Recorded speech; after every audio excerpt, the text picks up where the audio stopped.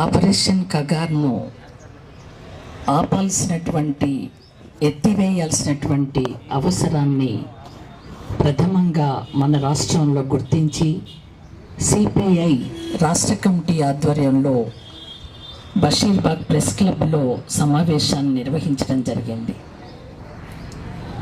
ఈరోజు ఇక్కడ మనం నిర్వహించుకుంటున్న ఈ సమావేశంలో కూడా ఆపరేషన్ కగార్ను ఆపాలి అని, ఎత్తివేయాలి అని ఛత్తీస్గఢ్లో ఇటీవల కాలంలో కొనసాగిన దమనకాండపై, హత్యలపై, ఫేక్ ఎన్కౌంటర్లపై సుప్రీంకోర్టు సిట్టింగ్ జడ్జితో విచారణ జరిపించి నికరంగా దీనికి బాధ్యులైనటువంటి పోలీస్ అధికారులను అట్లాగే అమిత్ షాను కూడా కఠినంగా శిక్షించటానికి చర్యలు తీసుకోవాలి అన్న ఒత్తిడి కేంద్ర పాలకులపై తీసుకురావటం అవసరమని భారత కమ్యూనిస్టు పార్టీ భావిస్తుంది. అందుకు కొనసాగే ప్రజా ఉద్యమాలలో, పోరాటాలలో సిపిఐ ప్రధాన పాత్ర నిర్వర్తించటానికి సంసిద్ధంగా ఉన్నామని ఈ సందర్భంగా నేను మీ అందరికీ తెలియజేసుకుంటున్నాను.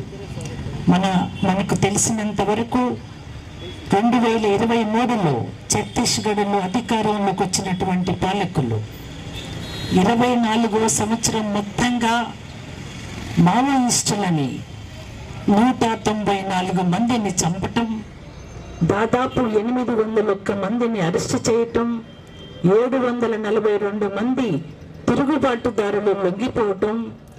ఈ సంవత్సరం కూడా 3 నెలలు గడిచాయి. ఈ 3 నెలల కాలంలో 103 మందిని మావోయిస్టులను హత్య చేశారు.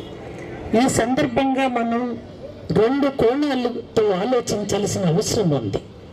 జరుగుతున్నటువంటి పాశవిక చర్యలకు వ్యతిరేకంగా మన పోరాటాన్ని ఎక్కుపెట్టడానికి కేంద్ర పాలకులపై నికరమైనటువంటి ఒత్తిడి తీసుకురావడంతో పాటు వారి దమన నీతి గురించి ప్రజలలో విస్తృతంగా ప్రచారం చేసి ప్రజా అభిప్రాయాన్ని కూడా కూడగొట్టాల్సినటువంటి అవసరం ఉంది. రెండో వైపు ఈ రాష్ట్రంలో కూడా రాష్ట్ర ప్రభుత్వం శాంతి చర్చలకు, గతంలో వైఎస్ఆర్ ఉన్నప్పుడు శాంతి చర్చలకు నక్సలైట్లను పిలవటం జరిగింది. ఆ సందర్భంగా ఏర్పడినటువంటి అభిప్రాయం చాలా గొప్పది, విస్తృతమైనది కూడా. అదే పద్ధతులలో ఈరోజు మావోయిస్టులు శాంతి చర్చలు కావాలి అని ప్రకటించినా కూడా అందుకు ముందుకు రాకపోవటం పట్ల మనందరికీ అర్థమవుతున్నటువంటి కేంద్ర పాలకుల దమన నీతి ఏమిటో మనకు అర్థమవుతా ఉంది.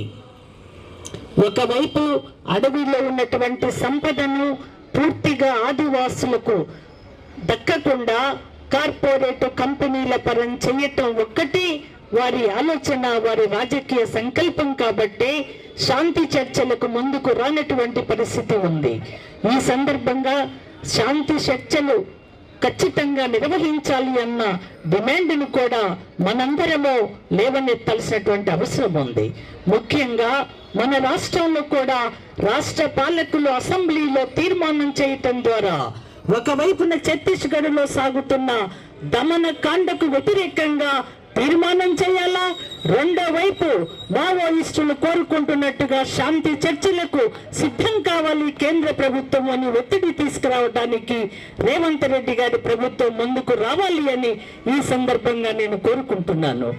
ముఖ్యంగా రెండవది మావోయిస్టులకు సంబంధించినటువంటి పందాకు సంబంధించిన విషయంలో కూడా ఈరోజు విస్తృతంగా చర్చ జరుగుతూ ఉంది. ఈ వేదిక నుంచి కూడా మాట్లాడినటువంటి సోదరులు, సోదరీమణులు వ్యక్తం చేశారు. నిజంగా శాంతి భద్రతలకు సంబంధించిన సమస్యగానే కాక ఒక రాజకీయ ఆర్థిక సమస్యగా మనం దీన్ని గుర్తించి చర్చించమని సంవత్సరాలుగా పాలకుల ముందు మన డిమాండ్ను లేవనెత్తినా ఎలాంటి స్పందన లేదు. దానికోసం ఖచ్చితంగా ఒక ప్రజా ఉద్యమం నిర్వహించటంలో మావోయిస్టులు కూడా ప్రజా ఉద్యమంలో భాగస్వాములు ప్రత్యక్షంగా కావాలి అని నేను అభిప్రాయపడతా ఉన్నాను. ఈ మధ్య నేపాల్కు నేను 2-3 సార్లు వెళ్ళి రావటం జరిగింది కొన్ని సమావేశాలలో హాజరవ్వటానికి.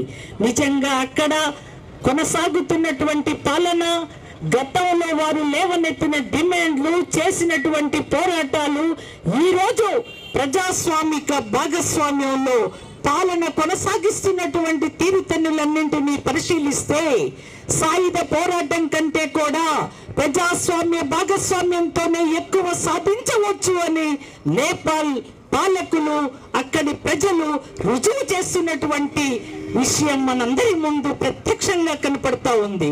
చాలా ఆశ్చర్యంగా ఉంది.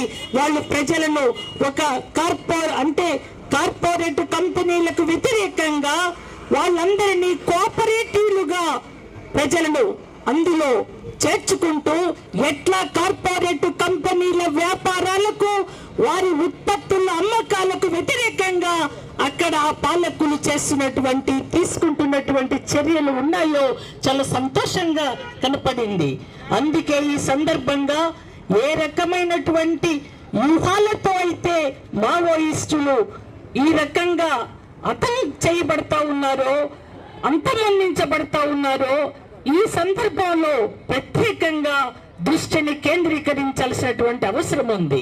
రాజకీయ సైద్ధాంతిక పరమైనటువంటి ఆలోచనకు వ్యూహాలు తప్పైతే, దెబ్బతింటే దానితో పూర్తిగా హతం కాకుండా ఉండటానికి ఈ దేశంలో వామపక్ష భావాలు ఉన్నటువంటి ప్రతి వ్యక్తి ఖచ్చితంగా రక్షింపబడటానికి, అందులో మావోయిస్టులు కూడా ప్రధాన భాగస్వాములుగా రక్షింపబడటానికి, ఈ దేశంలో ఉన్నటువంటి మోడీ లాంటి ఫాసిస్ట్ పాలకుల అంతు తేల్చటానికి, వారి ఆటలను కట్టించటానికి, నికరమైన ప్రజా ఉద్యమాలను ప్రత్యక్షంగా కూడా కొనసాగించటానికి, ప్రజాస్వామికంగా భాగస్వాములు కావటానికి ఆలోచన చేయాల్సినటువంటి అవసరం ఉందని భారత కమ్యూనిస్ట్ పార్టీ అభిప్రాయపడతా ఉంది.